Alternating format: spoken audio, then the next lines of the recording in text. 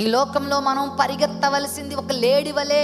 దేని కొరకంటే ఇదిగో గురి యొద్దకే పరిగెత్తాలి. నువ్వు లోకంలో ఉన్న పాపం కొరకు పరుగులు పెట్టద్దు. కొంతమంది దేవుని సన్నిధి వదిలేసి, దేవుని మందిరాన్ని వదిలేసి, దేవుని వాక్యాన్ని వదిలేసి, దేవుని సంఘాన్ని వదిలేసి, దేవుని చిత్తాన్ని వదిలేసి, దేవుని ఇచ్చిన పరిశుద్ధతను వదిలేసి పాపం వెనకాల పరిగెడతారు, పాపం వెనకాల పరిగెడతారు.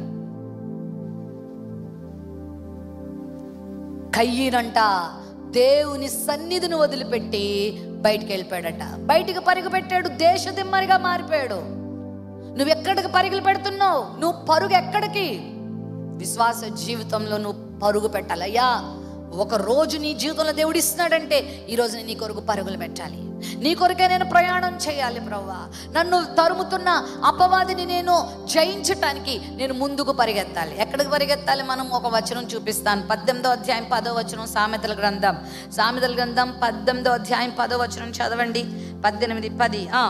యెహోవా నామము బలమైన దుర్గము, నీతిమంతుడు అందులోనికి పరిగెత్తి సురక్షితంగా ఉంటాడు. ఎక్కడ పరిగెత్తాలి నువ్వు? సినిమా హాల్లోకి కాదు, క్లబ్బులకు కాదు, పబ్బులకు కాదు, క్రికెట్ గ్రౌండ్లకు కాదు, లోకంలో ఉన్న పిచ్చాపాటి కబుర్ల దగ్గరికి కాదు, లేకపోతే ఏదో సెంటర్ల దగ్గరికి కాదు, లేకపోతే ఏదో బాతకన్నులు కొట్టుకునే దగ్గరికి కాదు. దేవుని సన్నిధిలోనికి పరుగు పెట్టాలి, గురి యొద్దకు పరిగెత్తాలి, దేవుని మందిరమునకు పరిగెత్తాలి, ప్రభు కార్యాల కొరకు పరుగు పెట్టాలి.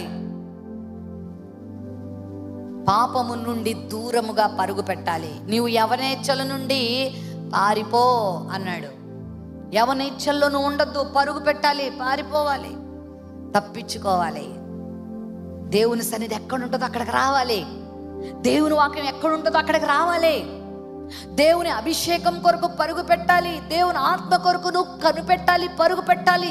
దేవుని కార్యాలు జరగడం కోసం నువ్వు ఆతృత పడాలి. ఈ లేడీ అనే ఆ యొక్క దోర్క అనే పేరుకి అర్థం లేడీ. ఈ దోర్క